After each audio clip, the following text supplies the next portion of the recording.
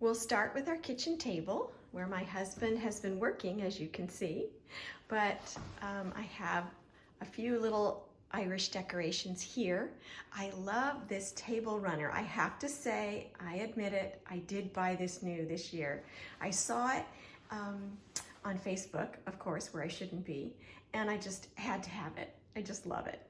So we have a table runner and a few little decorations here, and then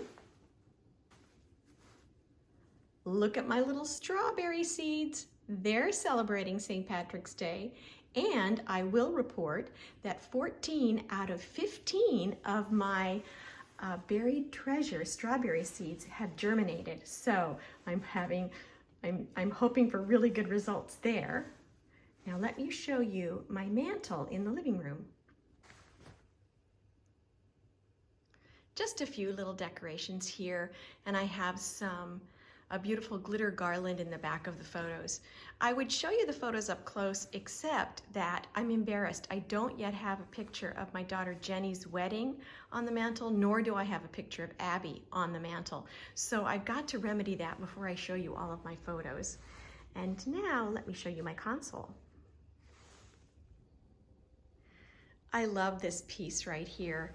I got this, I'm not sure where I got this actually, but I really love it. It shows a little Irish dancer, two Irish dancers, a gentleman and a lady, and the gentleman has a shamrock in his hand, and of course there's a little piper there as well, and they're all wearing lovely Irish garb. Then of course we have a St. Patrick's Day hat, which I must have gotten at some St. Patrick's Day party somewhere, and some St. Patrick's Day beads that say Luck of the Irish. This is an interesting decoration. It is a shamrock made from the pages of a book. So the book has been crafted.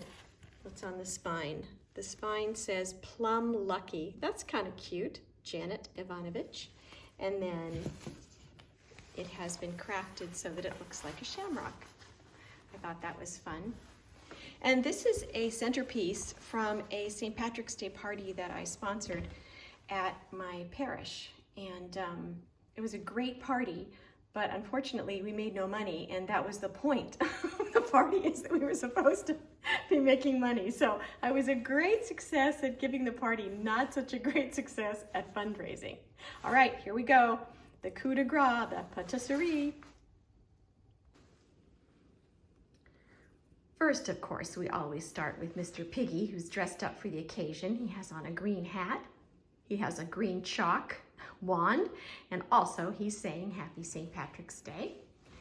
And then over here in the patisserie, there's so many fun things. Let me tell you about them. First of all, this is our favorite St. Patrick's Day book. If you have little ones in your home, I really recommend this. It's by Eve Bunting, and it's called St. Patrick's Day in the Morning.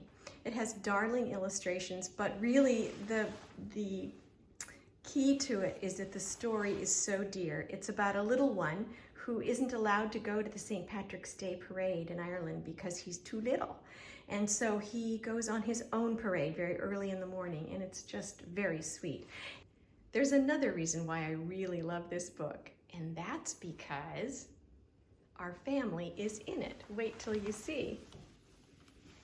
If you take a look inside, there's a page where the little protagonist, Jamie, visits Hubble the hen man.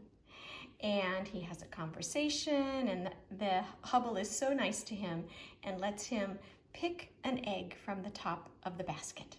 So Jamie has an egg in his pocket all the way as he goes to his parade. Very, very dear. So Hubble appears in that book, and the girls always thought that was so much fun. Up here we have a Belique piece. It's a Belique vase that has some of the very iconic Irish symbols. So the harp, which is beloved by the Irish and is in a lot of Irish music. Then there's an Irish wolfhound, you can see there.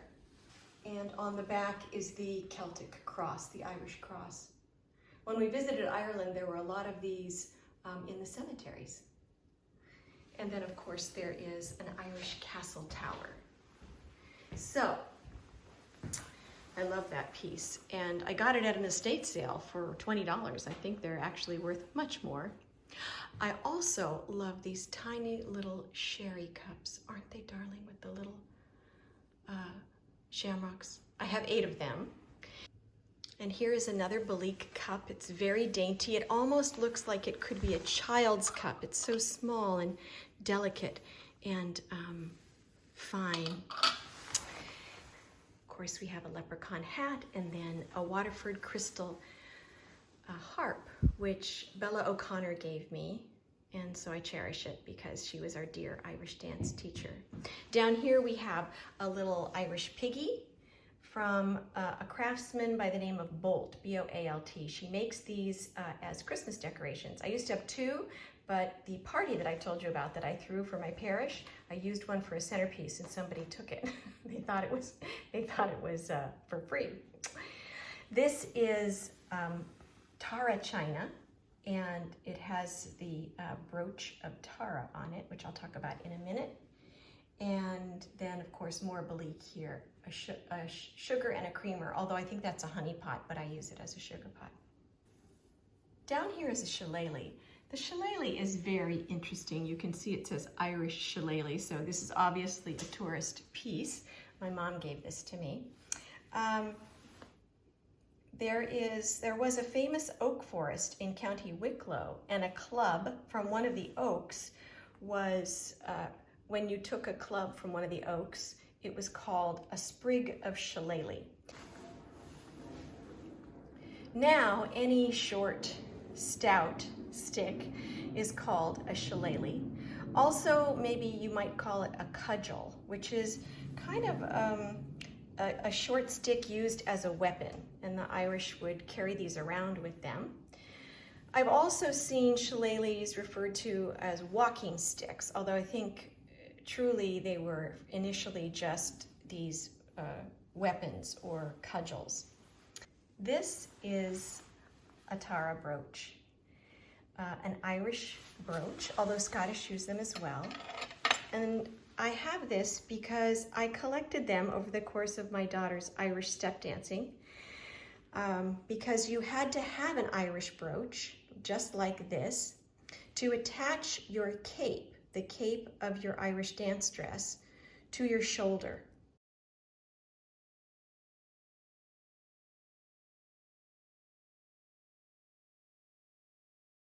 And that's what these were generally used for, either that or they were on your kilt, Scottish kilts. Now, initially, these were 2 separate pieces. So there was the pin, this is the pin, and then the circle, like that. The reason it's called the Tara brooch is because in 1850, even though these have been in existence since medieval times, and they have found them in hoards and in graves as well, but the reason it's called the Tara brooch is because in 1850, the most exquisite example of this kind of brooch was found.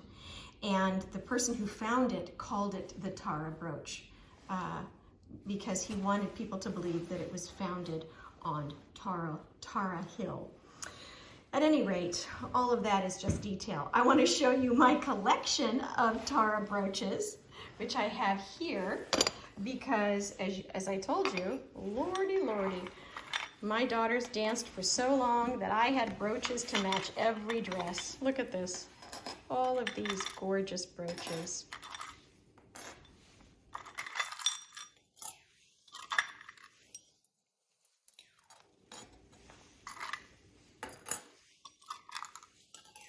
One of my daughters had a little pink dress, so we had a little pink brooch. At any rate, look at all those beautiful things. Now, the initial brooches, as I said, would have not had these pin fasteners in the back. This is really a modern invention. They would have simply had this straight pin and the round circle, and then you would attach the fabric to the garment with the pin and the circle.